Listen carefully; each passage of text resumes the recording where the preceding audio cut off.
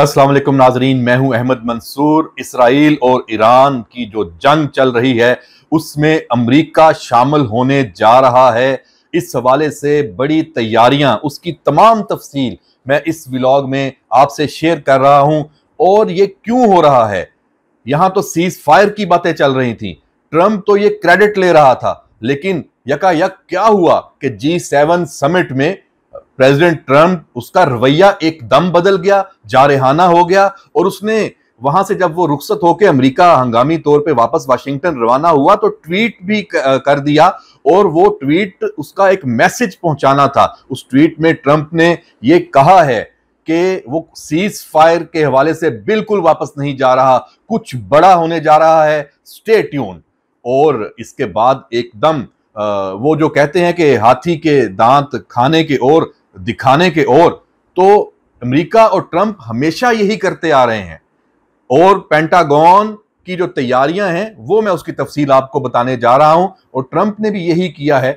बयानात क्या, दुनिया को या ईरान को, सबको एक तरह से धोखा देने वाली बात, और अमली तौर पे क्या किया जा रहा है। ये क्यों हो रहा है? इसराइल की दुर्गत बन रही है। ईरान जो जवाबी कार्रवाई कर रहा है, ईरान के अंदर इसराइल बहुत तबाहकुन कार्रवाई कर रहा है, इसमें कोई शक नहीं। यहां मैं बार बार ये बता दूं कि किसी भी मौके पे ये बिल्कुल नहीं कहा कि ईरान जंग जीत रहा है या ईरान का नुकसान नहीं हो रहा। ईरान का नुकसान होना था, हो रहा है, होगा। लेकिन जो सरप्राइज है इस जंग का, वो इसराइल की दुर्गत बनना है। गुज़श्ता 24 घंटों में जो इसराइल के साथ हुआ, उसने उसको मजबूर कर दिया कि वो इंटरनेट के जरिए पूरी दुनिया से राब्ता खत्म कर दे, ताकि वहां की जो फुटेजेस हैं, विजुअल्स हैं, वो दुनिया तक ना पहुंचे। और जो उसकी साख मुतासर हो रही है, नाकाबिले तस्कीर होने की, वो दुनिया को ना पता चले, क्योंकि वहां बिल्डिंग्स गिर रही हैं, वहां तबाही हो रही है, वहां जो उनका रिफाइनरी है हाइफा में, वो तबाह हुई है। बहुत अहम टारगेट्स को हिट किया है ईरान ने, और यह सिलसिला मुसलसल जारी है। तो अमेरिका मैदान में आ गया है। इसकी तफसीलात क्या हैं?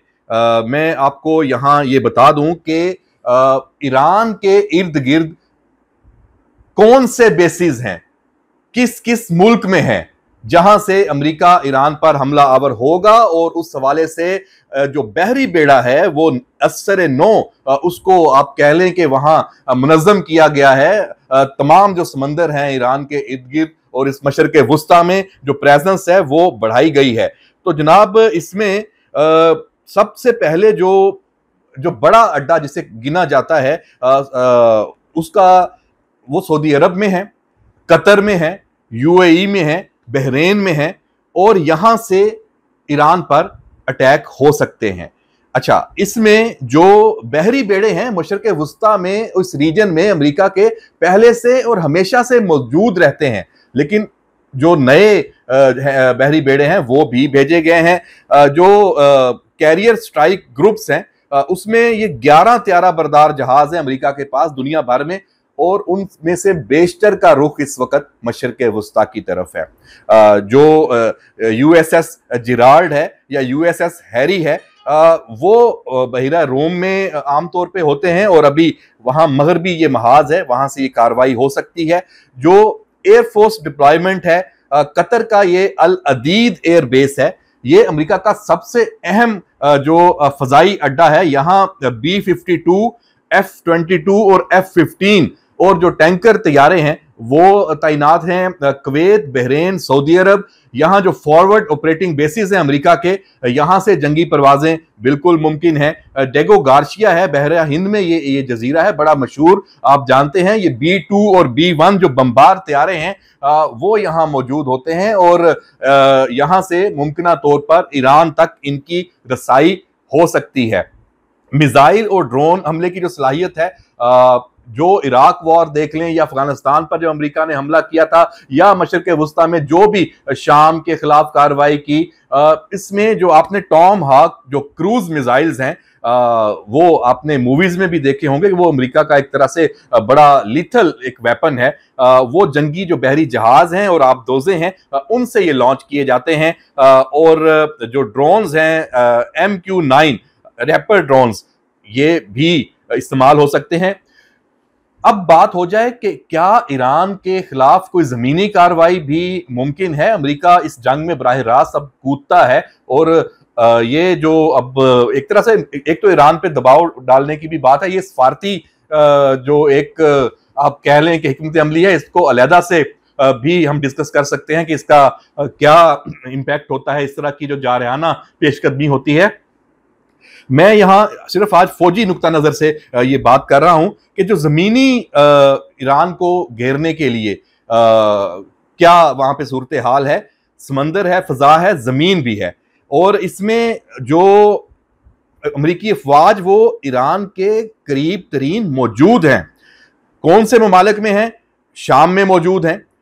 इसके अलावा अमरीकी अफवाज सऊदी अरब में मौजूद हैं। इसके अलावा इराक में कुर्द इलाकों में भी अमरीकी अफवाज मौजूद हैं। और ये जो अमरीकी अफवाज हैं ये ऐसे जो कवर्ट ऑपरेशंस हैं ईरान के अंदर वो भी कर सकती हैं। और इसमें जो कतर का, जैसे मैंने बताया, बहरीन का ये 5th फ्लीट हेडक्वार्टर ये बहरीन में है।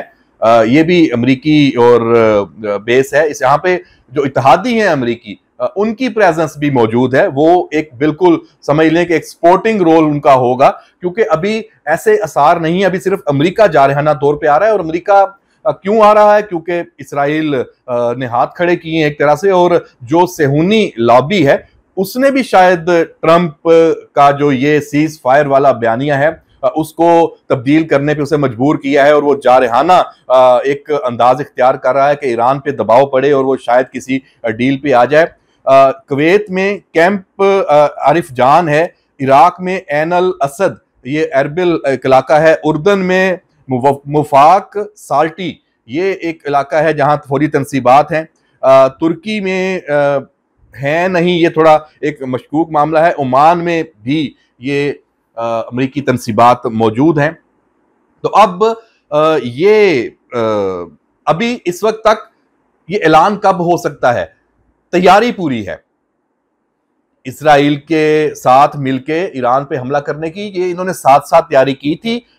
ईरान को यकीनी तौर पे इसका पता होगा। उसने इसराइल के साथ साथ ये तमाम अहदाफ भी अपने लॉक किए हुए हैं।